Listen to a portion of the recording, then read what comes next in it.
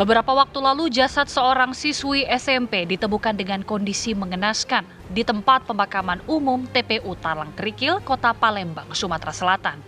AA menjadi korban pembunuhan sekaligus kejahatan seksual oleh 4 pelaku yang masih di bawah umur. Jenazah korban langsung dibawa ke Rumah Sakit Bayangkara Muhammad Hasan, Palembang untuk dilakukan proses otopsi. Dari hasil pemeriksaan forensik, korban meninggal dunia secara tidak wajar karena ditemukan luka pukulan benda tumpul di bagian leher dan indikasi kekurangan oksigen. Sementara itu, dari hasil pemeriksaan penyidik Polrestabes Palembang terungkap bahwa para pelaku yang tega melakukan pembunuhan tersebut adalah 4 orang anak di bawah umur yang sudah berencana melakukan tindak asusila terhadap korban. Keempat pelaku, IS, MZ, NS, dan AS diketahui masih di bawah umur. Pelaku utama IS yang berusia 16 tahun telah tercukupi usianya untuk dilakukan penahanan.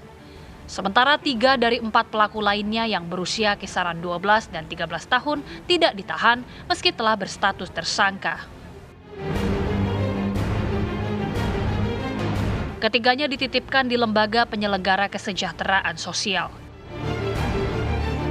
Keempat tersangka semuanya dikenakan pasal berlapis, pencabulan, penganiayaan yang menyebabkan korban meninggal dunia sesuai dengan undang-undang yang berlaku tentang perlindungan anak. Kasus yang menggegerkan warga Palembang ini kini masih terus diselidiki penyidik Polrestabes Palembang. Dari Palembang, Sumatera Selatan, tim TV One mengabarkan.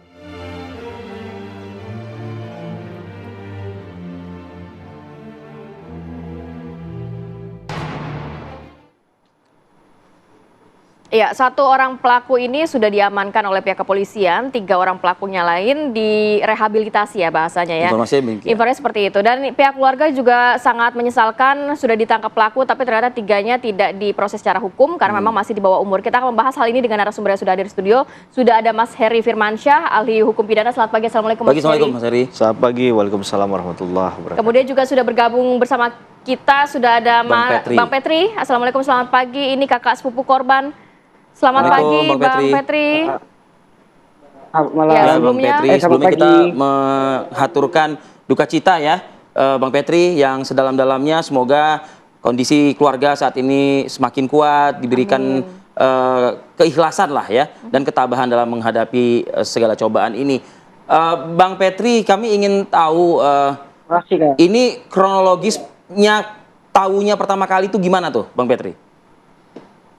Pertama kali kronologinya ya, saya kan keluar dari rumah untuk beli obat ibu ya kan. Nah, ada warga kasih tahu kalau ada cewek di kuburan itu sudah ada yang meninggal lah intinya kan. Nah, saya disuruh ke sana untuk cek apakah keluarga saya atau bukan. Nah, dan terus saya ke sana, ternyata memang itu adik saya. Ya, Bang Petri, saat itu berarti pelaku belum diamankan ya? Kalau dari keluarga, tahu nggak sih sebenarnya para pelaku ini siapa? Apakah memang kenal dekat, keluarga juga mengetahui? Nggak tahu, Kak. Nggak tahu mengenal dan juga tidak mengetahui begitu. Saya nggak kenal. Oke, tapi kami kan yang membaca dan mengikuti pemberitaan ini kan cukup tercengang juga ya. Ternyata pada saat proses evakuasi jenazah itu ternyata ada pelaku di lokasi, kabarnya seperti itu. Gue lihat juga kan ada berita di TKP itu juga, Pak. Dan saya keheran itu kan.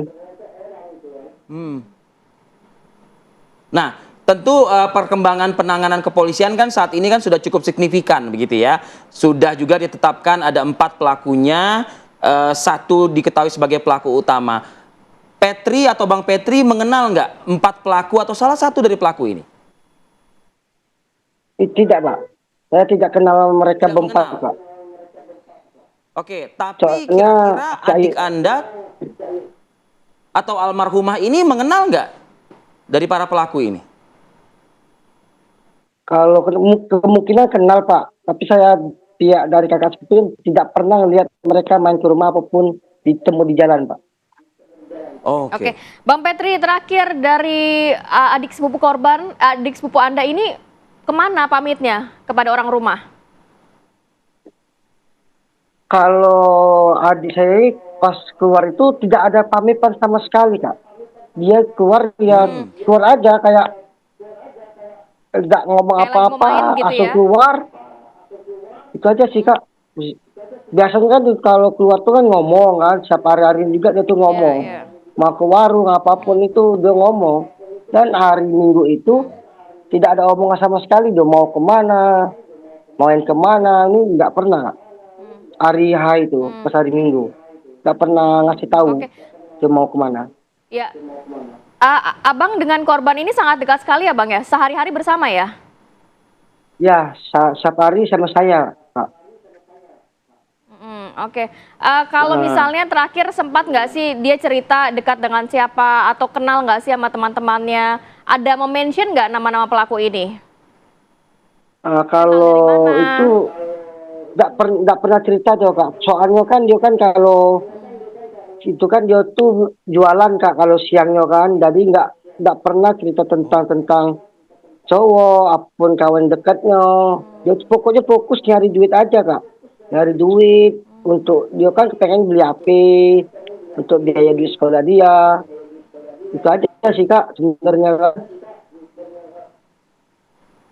Tapi dari penanganan petugas kepolisian, ada nggak diinformasikan kepada pihak keluarga kabarnya memang ada perkenalan dengan salah satu pelaku begitu kabarnya?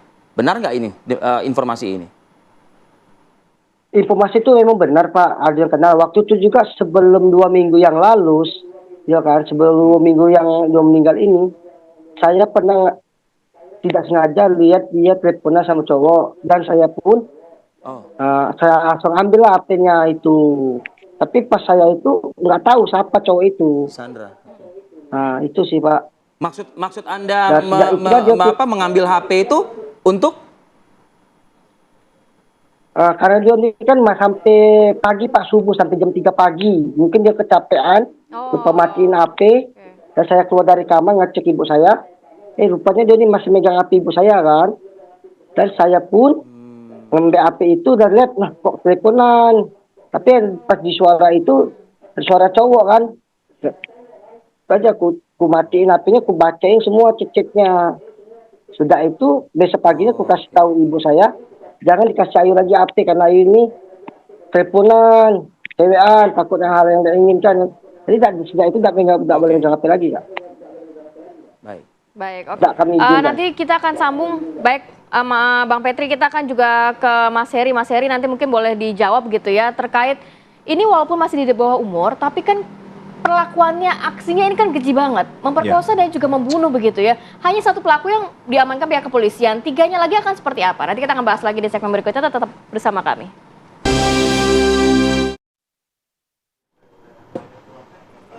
Tiga dari 4 pelaku pembunuhan disertai pemerkosaan terhadap seorang siswi SMP di Palembang, Sumatera Selatan tidak ditahan lantaran masih di bawah umur.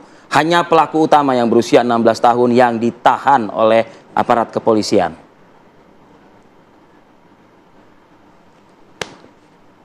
Ya, polisi tidak menahan 3 dari 4 pelaku lantaran ketiganya masih di bawah umur, yakni 12 dan 13 tahun.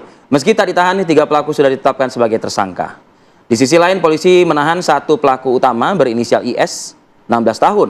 Pihak keluarga 3 tersangka telah mengajukan surat untuk protes pembinaan di Balai Rehabilitasi Kabupaten Ogan Ilir.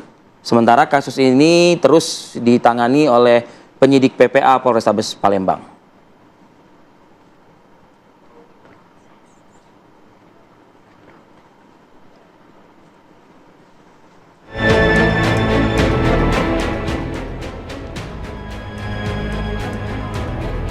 Pemirsa, pihak kepolisian berhati-hati dalam menangani kasus pembunuhan dan pemerkosaan seorang siswi SMP di Palembang. Di antaranya dengan mendatangi psikolog untuk mengecek kejiwaan dari para tersangka. Warga Palembang digegerkan dengan kasus pembunuhan dan juga pemerkosaan seorang siswi yang jasadnya ditemukan di tempat pemakaman umum di Talang Kerikil, Kota Palembang, Sumatera Selatan. Kasus tersebut dinilai warga sangat kejam dan juga sadis. Warga pun kembali dikejutkan saat mengetahui pelaku pembunuhan dan juga pemerkosaan adalah 4 orang yang masih di bawah umur.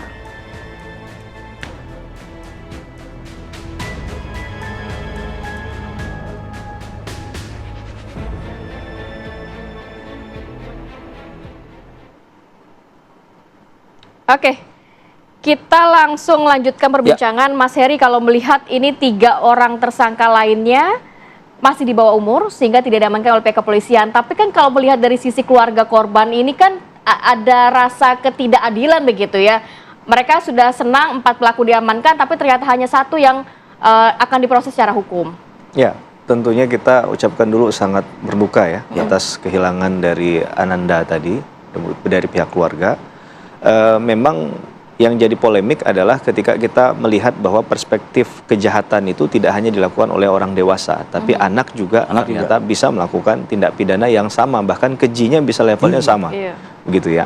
Kemudian kalau kita lihat dari pendekatan undang-undang ada 2 perspektif nih, ada Undang-Undang Perlindungan Anak 35 tahun 2014 dan juga ada Sistem Peradilan Pidana Anak Undang-Undang 11 tahun 2012. Nah, untuk pelaku biasanya diarahkan ke SPPA tentunya. Tapi dalam konteks dia bicara tentang korban, akan bicara dalam perspektif Undang-Undang Perlindungan Anak tadi.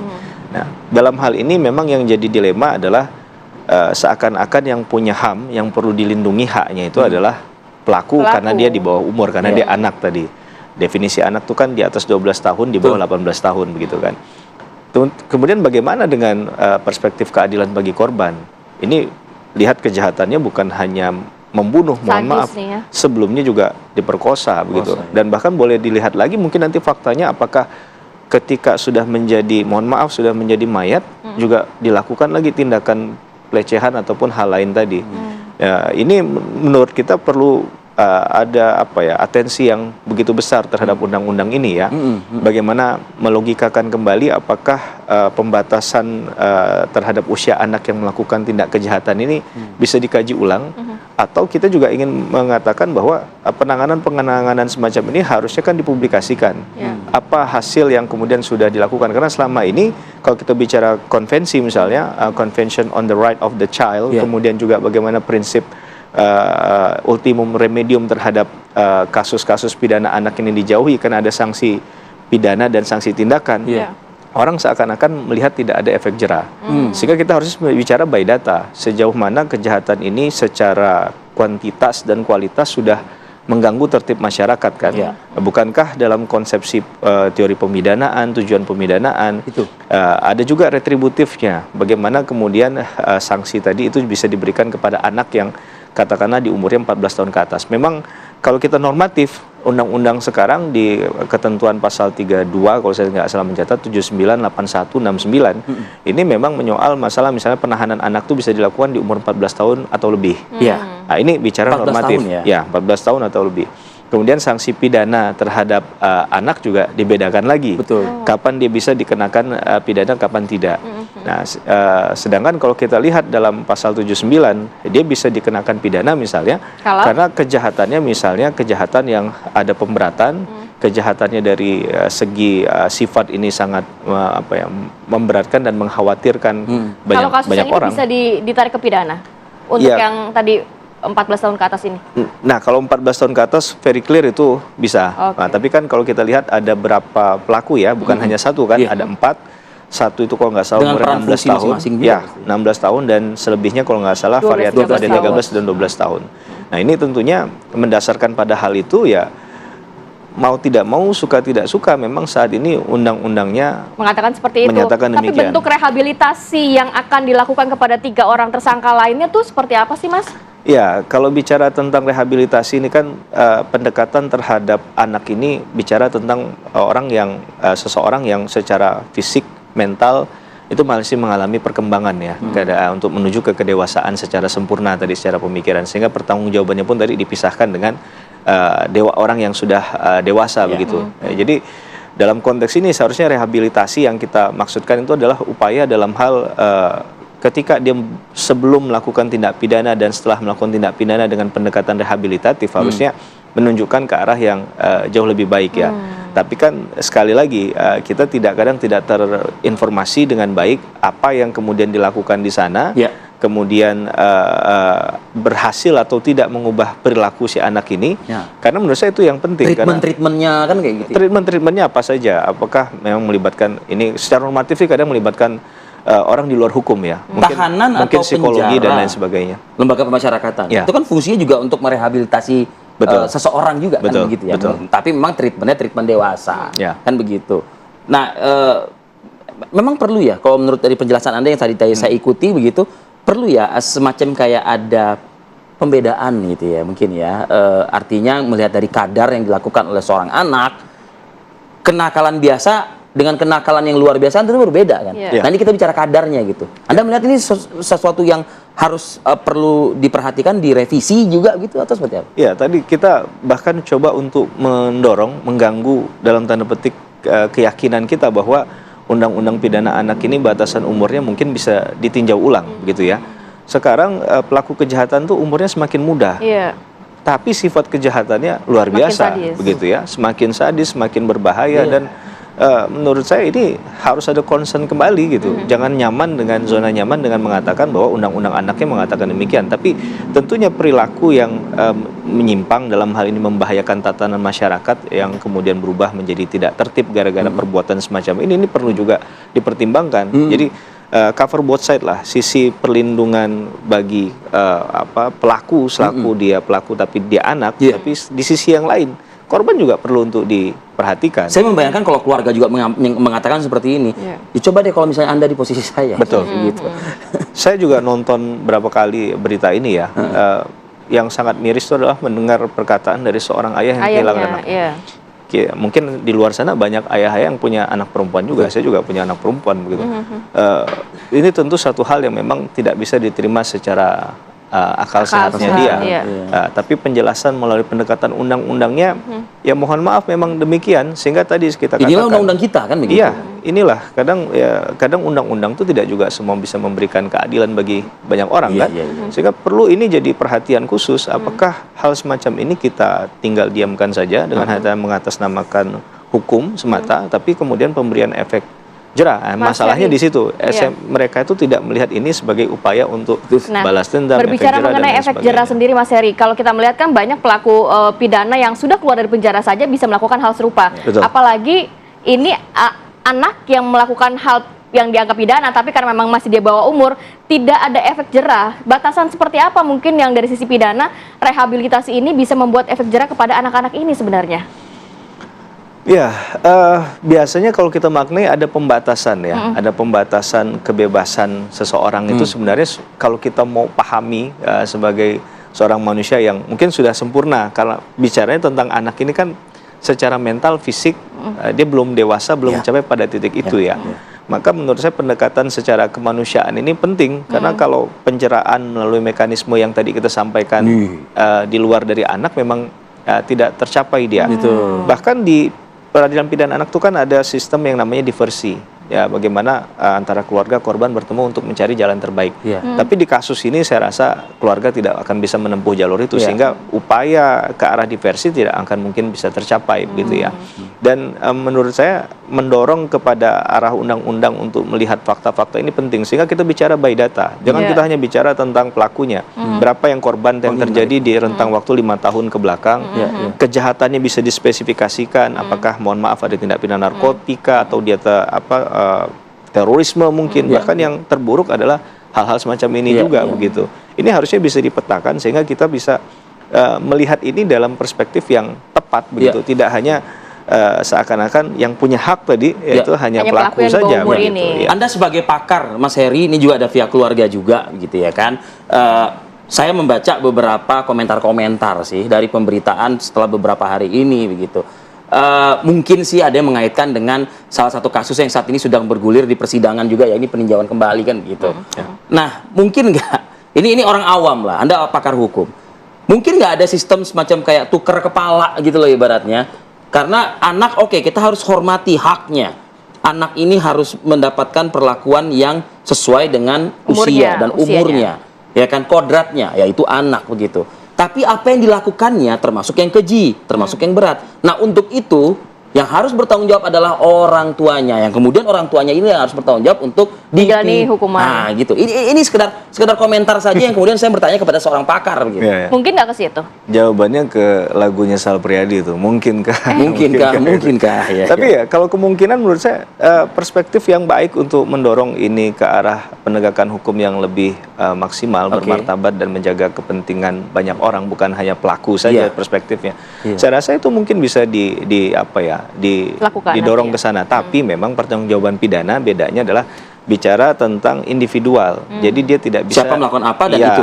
Siapa yang melakukan apa, dia yang kemudian harus bertanggung jawab. Tidak bisa dia dialihkan, diwariskan dan lain sebagainya. Ini persoalan utama, sehingga ketika kita mau buat konsep yang baru, tapi tatanan yang lamanya sudah mengatakan demikian kan nggak bisa kita ubah sebegitunya ya. Tapi memang ini harus jadi perhatian khusus. Saya sepakat sekali. Ini perbuatan yang ya menurut saya sangat kejam ya, bahkan bisa dikatakan mohon maaf biadab ini. Oke. Nah, karena itulah saya bertanya tadi seorang pakar, yaitu Anda Mas Heri, karena komentar-komentar ini kok rasa-rasanya kalau dipikir-pikir masuk akal juga begitu. Karena ada fungsi kegagalan juga rumah tangga mendidik anaknya dan membiarkan anaknya yang menurut penyidik ini katanya latar belakangnya adalah kecanduan dari tayangan video porno. Nah, kita coba lanjutkan ya. Ada Bang Petri juga, nanti kita juga ikut bersuara ya Bang Petri terkait dengan hal ini. Kami akan kembali usai jeda pariwara berikut.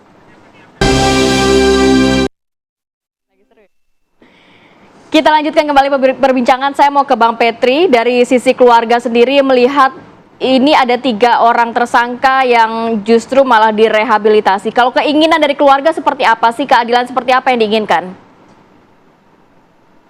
Dari keluarga kami minta ya semua pelaku itu dihukum seberat-beratnya, setimpal-timpalnya.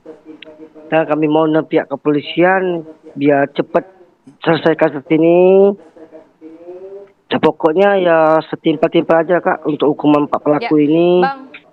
Terlepas pelaku ini masih ada yang 12 tahun, 13 tahun begitu Bang Petri? Ya, saya dengar 3 orang ini kan direhab. Nah, saya minta ya dapat hukuman juga yang setimpalnya. Kan ada saya juga kan di bawah umur. Kalau dihitung-hitung kan sudah setimpal. Iya. Hukuman setimpal yang Anda maksud ini apa ya? Seperti apa? Ya seadil-adilnya Kak, yang kayak nilai hukum undang-undang aja, apa 20 tahun, apa 50 tahun, apa seumur hidup. Ini kan nyawa Kak soalnya Kak. Bukannya apa kan, soal nyawa kayak harus dibayar nyawa gitu. Itu. Tapi negara kita tidak memiliki undang-undang yang menghukum anak sampai seberat itu, Bang Petri. Apa Pak? Tapi negara kita tidak memiliki undang-undang yang menghukum anak sampai seberat itu. Bagaimana dong nih harapan dari keluarga? Kalau memang kayak itu ya seadil aja lah Pak. Gimana kan setimpal aja lah, yang sesuai undang-undang aja sih Pak. Yang penting kita puas kalau mereka tuh ya dapat hukuman gitu Pak. Sama-sama dapat. Memang ada istilah gitu Bang Petri ya, nyawa dibayar nyawa begitu ya. Tapi kan memang agak pengecualian mungkin kalau misalnya pelaku ini kan masih di bawah umur. Undang-undang negara kita yang kita taati, kita patuhi pun juga mengaturnya demikian begitu Bang Petri. Siapa? Ya saya minta dari pihak kepolisian juga minta cepat selesai aja sih Pak masalah ini kan, cepat kelar apapun itu ya terungkap lah yang intinya. Baik. Dan saya Bang juga Petri, mau ngomong ya ya Kak. Ya lanjutkan lagi Pak. Ya saya minta dengan keluarga pelaku ini tidak ada etika juga, nggak pernah muncul ke rumah apapun. Oh ya? Itu dia yang mau saya pertanyakan Bang. Sudahkah ada permintaan maaf dari pihak keluarga pelaku dan juga para pelaku ini? Tidak ada Pak. Sampai detik ini pun tidak ada keluarga pelaku itu yang datang ke sini. Dan kami pun nggak tahu keluarga pelaku itu yang mana. Oke. Adakah upaya dari pihak keluarga kepada pihak kepolisian agar mungkin pelaku ini meminta maaf mediasi atau mungkin apa gitu ya? mungkin semacam mediasi lah yang dilakukan?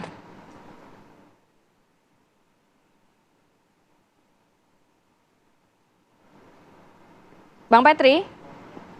Iya. Bang? Iya. Adakah putus-putus Kak. Iya. Bang, adakah permintaan dari pihak keluarga untuk Melalui polisi mempertemukan gitu misalnya? dengan para pelaku ataupun keluarga pelaku melalui pihak kepolisian? Kalau untuk saat ini belum ada dengar Pak dari pihak kepolisian kita. Aku pengen ketemuan sama pihak keluarga dengan pelaku belum ada. Iya, iya. Baik. Oke, saya ingin ke Mas Heri. Mas Heri, gini, ini kan keluarga inginnya kan pelaku ini dihukum seberat-beratnya, tapi memang kita menghormati undang-undang yang ada di negara kita ini, begitu ya, terhadap anak ini.